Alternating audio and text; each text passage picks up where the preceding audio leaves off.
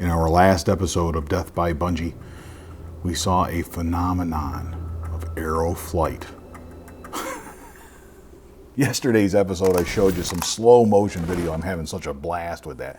Go check that out. The big question, right? The question was, does this arrow start spinning clockwise like it's supposed to, right? Those helical veins working real good right out of the crossbow, rolling down the range there. And then all of a sudden it seems to pause and it thinks differently and it says, you know what? I don't think I want to do that anymore. And it starts going counterclockwise. All right, now we are recording. I am sitting in the trophy room as it is a foggy morning in the 60-yard backyard. The morning after that video came out yesterday, which by all accounts was well received, doing well on the YouTubes. It is the best Death by Bunjie video ever. No exaggeration. That's the video I'm referring to, obviously. And we had 4,000 views overnight. That's a lot. That's a lot. 103 comments as of this recording. And I'm just going to look at those comments and make some quick comments about the comments. Dana44169 commented that you want your arrow fletchings to rotate to the right so when the broadhead makes impact it tightens up. Indeed, that is the ideal plan. It's going to vary from one crossbow to another. Some of them might rotate left, I don't know. This is a crossbow specific thing, and it's very string dependent. I've heard it both ways. I've heard people swear they tested it. It doesn't matter on the rotation of the string or the serving, and other people swear that it does. But nonetheless, that is true. If you get to the target and your broadheads don't come out of the target or your field points don't come out of the target, there might be a spin issue in your arrow. Typically, they rattle loose a little bit. When you pull them out of the target, the field point might be a little bit loose. You tighten them up and shoot them again. But if the arrow is spinning counterclockwise, essentially what happens is that field point will enter the target and the arrow is still spinning counterclockwise, so it will the target will grasp the field point and the spinning arrow will sort of unscrew that broadhead or the arrow from the broadhead. Just be mindful of that. That's just one of those things you observe when you see it. J. Myers, 1977 JM, commented that arrow spin has to do with the way the string is twisted. It will spin the way helical at first, but eventually spin the way the string is on your crossbow. Compound guys already know this. So do crossbow guys. I love it when compound bow hunters think that they have some kind of monopoly on arrow knowledge. Hammerback 972, that's kind of a cool name, Hammerback, that's funny. Okay, the arrow spin, my theory is as follows. The sampling frequency that our brain perceives in the time of the arrow flight and the distance, it appears to change direction. In reality, it's just spinning slightly faster than it spun earlier in flight, similar to a car wheel spinning that often does the same. Cool video. Well, thanks for that, and I think you're onto something there. James S. 955. I believe what looks like the arrow reversing its spin is an optical illusion. The same as if you filmed a fan or helicopter blades, it's frame speed of the movement and frame rate of the camera not in sync. Great video as all are. Thank you for that. And I'm kind of thinking you're onto something here. Jeff Hayes, 1968. Love the slow motion. Learned something too. Seems the drop in flight curve does not come on until late in the shot, meaning 2/3 of the flight would be on one pin or more reticle one reticle of the scope. This is something people have brought up from time to time. The idea that from these slow motion videos, it looks like that arrow is shooting very flat. I want to caution you. I don't believe that's the case, right? It's, less archy, right? Like I always say, but I am going to do a video on this topic. This is a great topic for Crossbow Appreciation Month. Dennis Smith, 7434. I have seen other videos of this. I think Easton Arrows did one. They say it's the way the string is wound, then the fletching corrects the spin depending on the way the vein is fletched. Personally, I think it's just the camera. If you ever watch a farm tractor tire being filmed, the tire appears to change direction, but we know it doesn't. I think both of these things are potentially true. The camera can play tricks with our eye and what we're seeing, right?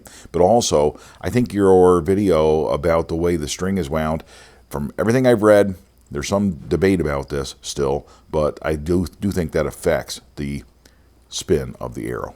Charles Hodge 9327, Ames window effect. This is an optical illusion you'll see online in some videos. I had to look it up, actually. I didn't know what it was.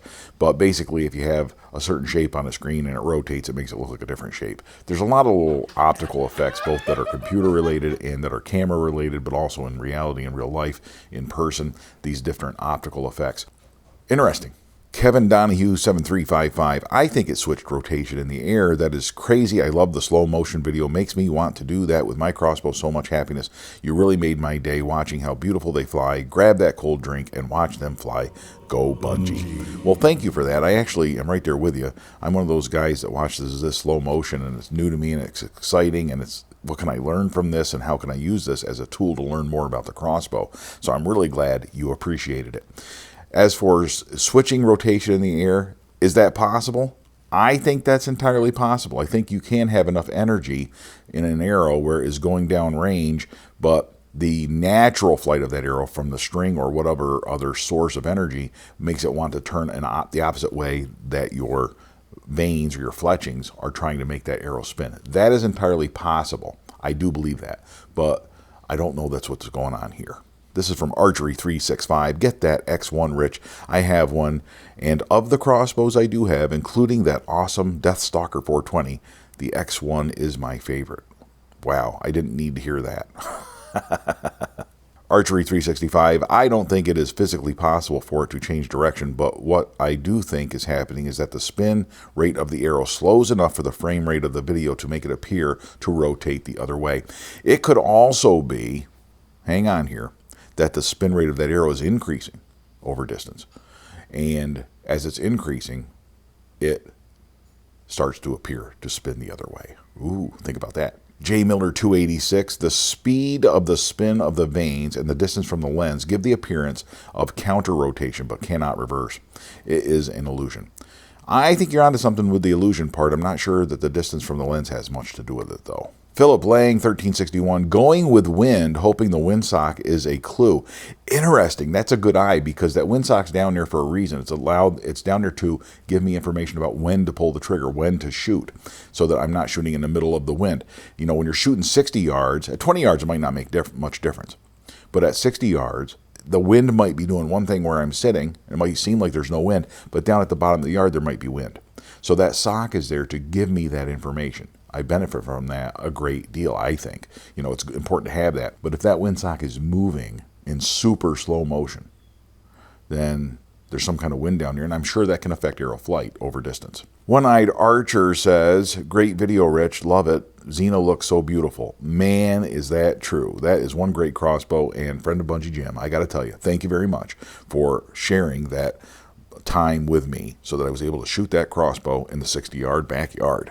Ralph Dennis Coe Jr., 6198, says, hi, Rich. I think the bolt naturally clocks clockwise, and it takes it some time for the vanes to take over. They say it's good to fletch your bolts or arrows the way the bolt naturally clocks. I haven't noticed a difference on a compound bow, but a crossbow is a lot faster, so maybe it will help accuracy a little. You will notice it. I'm not sure. Thanks for the video. Ralph D. from New Jersey.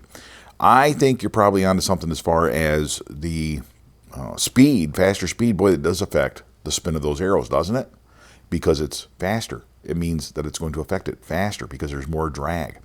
So that is an interesting observation, and I do think that there's a natural clocking, a natural way of spinning or rolling those arrows. Moro Sind says, mechanically, your old Excalibur shoots beautifully. In slow motion, it looks so smooth. The arrow bolt looks so much straighter with less wiggle in flight. Slower, but smooth from what I see. I'd be interested to see what Bunjie Jr. looks like in slow motion. Cool video, Rich. Good stuff as always. Yeah, Bunjie Jr. has those 16.5-inch arrows. It would be interesting to see how those react and how that crossbow with a much higher draw weight reacts. And it is true also that the Zombie Slayer shafts have a super stiff spine. I can tell you that the arrows we shot out of the SWAT X1 also they were Zombie Slayers, so they had a very stiff spine as well. And I think a shorter arrow like a 16.5-inch Bunjie Jr. arrow is going to have a very stiff spine Also because it's a shorter arrow, so there's just not as much room there for it to bend or twist in flight or flex. So those are considerations as well. The 100 Acre Woods 4768 indicates, and I think correctly, it's the wagon wheel phenomenon for sure. Very entertaining though. Thanks for posting these great crossbow videos. All hail Bunjie. And I have to tell you, I think this is the reality of what we're seeing in that video.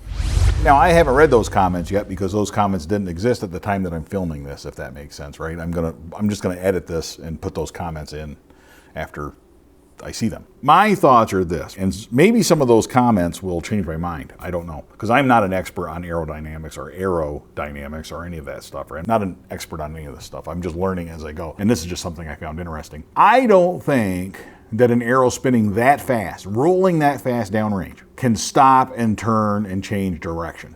Not in a 40-yard shot. I don't think that that's what we're seeing. I think what we're seeing is what I would call the wagon wheel effect, right? If you ever watched old Westerns, they film at 24 frames per second or even 30 frames per second or what have you. The wagon wheels at some point when they're going down the road, it's turning real good, and then all of a sudden, as they're slowing down, the wagon wheel starts to pause and it looks like the wagon wheel is frozen, and then it starts turning backwards as they're pulling in. I don't really have much to demonstrate this with, but as that spoke is turning, as that wheel is turning like this, it's going around and around, capturing a frame, a frame, a frame, a frame, a frame, a frame, and then the next time it captures a frame, it's here. So it appears as though it went from here to here, but it actually went all the way around to here.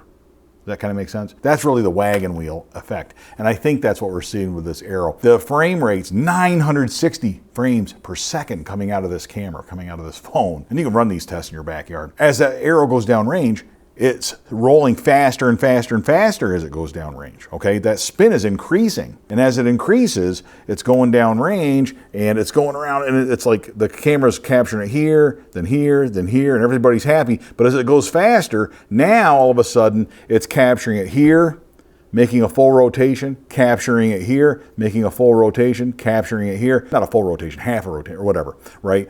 There's 3 vanes too, so it's only got to make a third of a rotation. But it's rotating a third, rotating a third, rotating a third, capturing each one of those. And then it's going so fast that now it's capturing a third. Maybe it's making a full rotation to where, or almost a full rotation to where it looks like now it's going backwards. That wagon wheel effect, I can't demonstrate it any better, and I wish I could. But I think that's what we're seeing here. Let me know your thoughts on that. Until next time, all hail Bunjie.